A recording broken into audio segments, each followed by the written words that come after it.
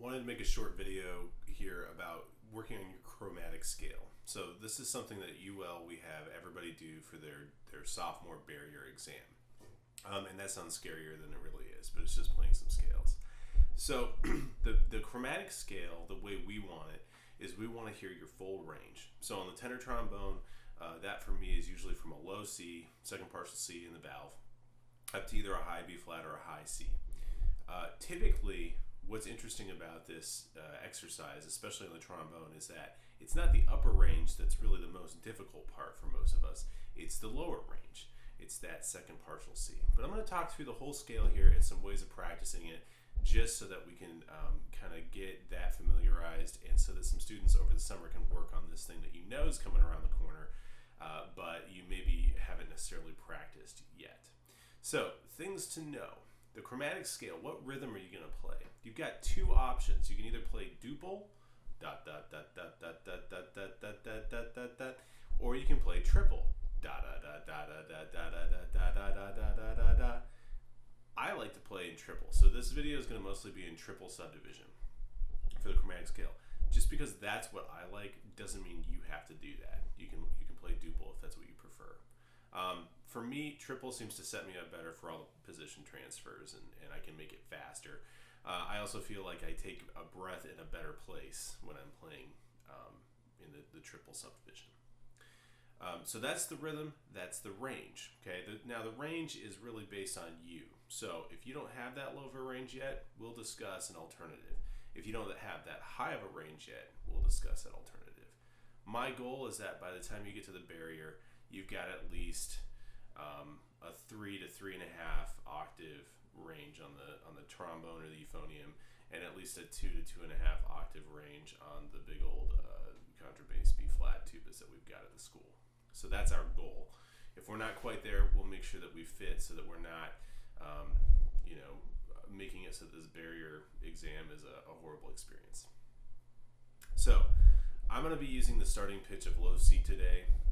And I think the very first thing to be doing is to practice your articulation, especially within that range. So the first thing to do, I think, is take a note that you know is really secure and start glissing downwards.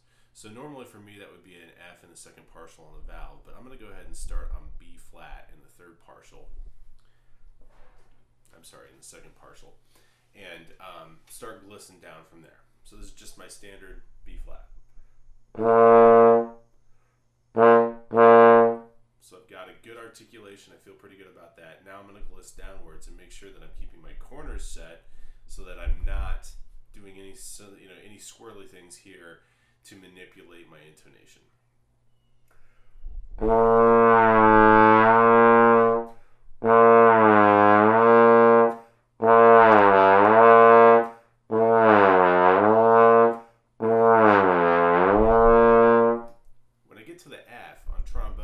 Switch over to the valve side.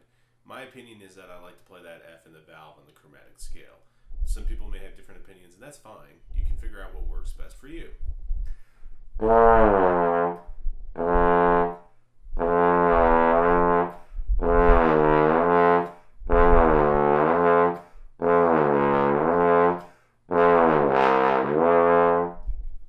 What you want to be doing while you're doing this is keeping your corners set so that you're not manipulating pitch that way, and you're really putting the slide where it belongs.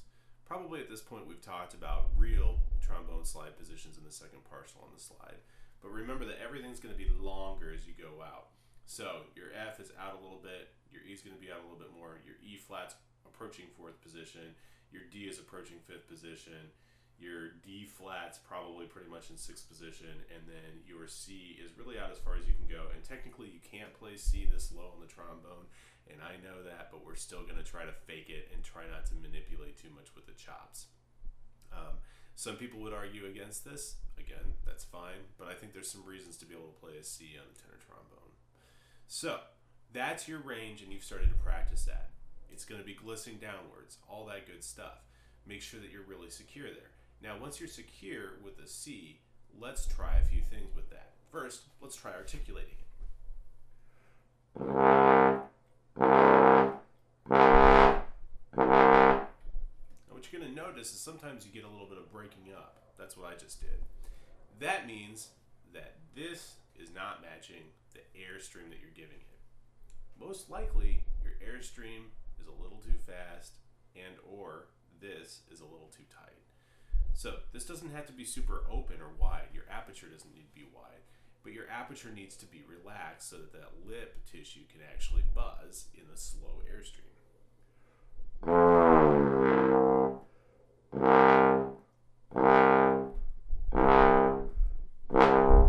So now I feel like I've got a pretty good articulation on this. Now I'm going to back it off a step and just see if I can't air articulate the C.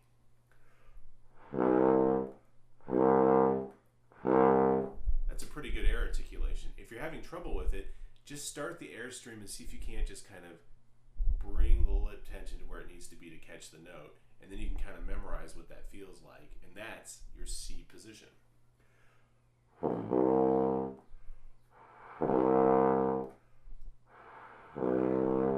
That's kind of that process, and then go back to the articulation and see what that feels like. What you're going to find is that a harder articulation, you may be overblowing or you may have too much back pressure. A lighter articulation, you may not have enough and then you can't articulate the note. You have to find the perfect spot for it. So now that we've got that and we've got our kind of our thought process about the low range, now I think it's good to gliss through our actual chromatic scale like this. And do this slowly. Take a breath whenever you need to.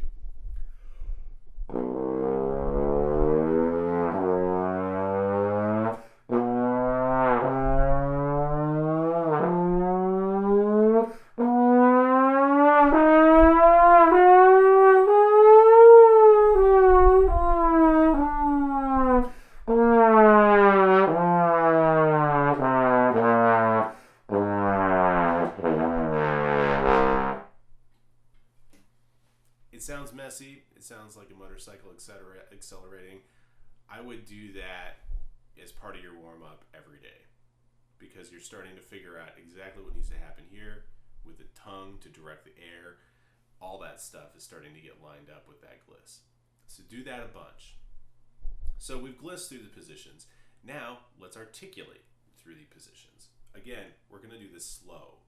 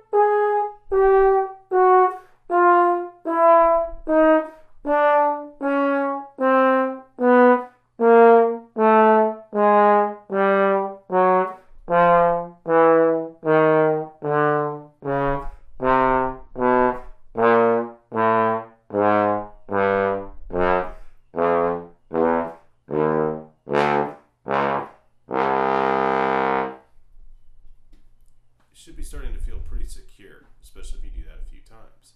Again, the idea is that you're going to be making yourself really, really secure in these ranges, so it's not a big deal to go in and out of them. So, the next thing I like to do is add in a lighter articulation and maybe just speed it up a little to the point where I know I've got a pretty good handle on the actual positions of the chromatic scale, and I'm not skipping over anything.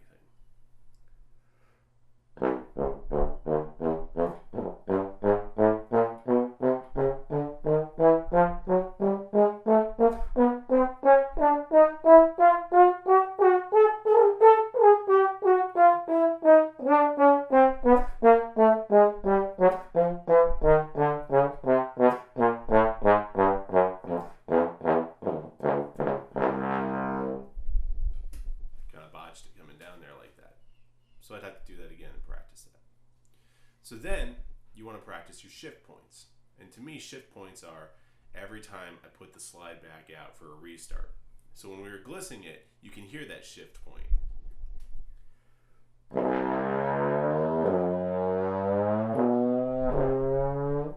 Now we're just going to practice articulating those.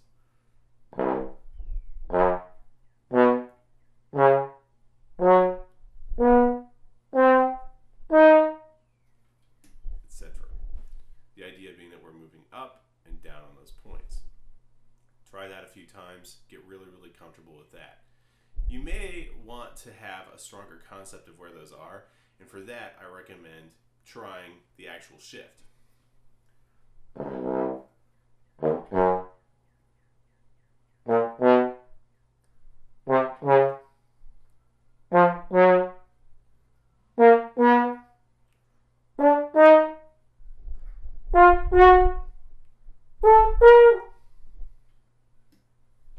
You can also do this with different groups of notes, 2, 3, 4, and you're just building your way up to feeling really, really comfortable about how that shift is going to feel. So there's lots of different ways of doing that, but you can definitely make that really, really comfortable. The next thing I'd like to do is I'd like to actually get the metronome out at this point. Now, maybe people would probably say start with the metronome, but I've just been doing things out of rhythm. It hasn't had to be really important at this point. Now, let's get rhythmic. That's really, really slow. And that's how slow I'm going to play it when I start.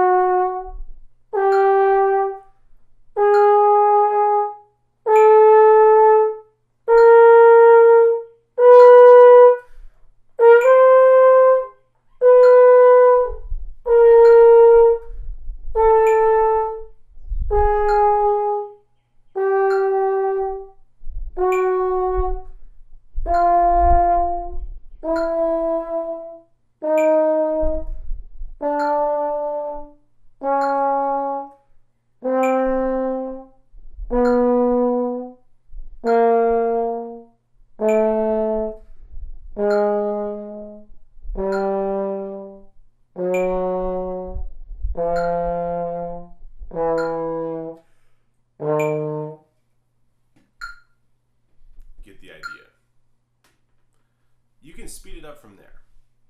What I also think you should start doing is thinking about where you want to take breaths. Because I do this in a triplet fashion, I'm actually taking a breath based on where I am in the triplet. If you're doing it in duple fashion, you may want to take a breath based on the shifts. What I also try to do when I'm performing this or when I have to do this for a test is I'm trying to speed this up to the point where I can play with just taking a breath at the very beginning and a breath at the very top. For one thing, that proves to the jurors that you've got flexibility and that you're not having to do a bunch of resets. But the second thing that it really does is it really improves your chances of actually doing things. If you noticed, I took a breath right before the C at the top, and then I fracked the C because I took a breath. So, trying to reduce those things will really, really help you. As you speed it up, you're going to find that there are other things that come into play that can mess with you.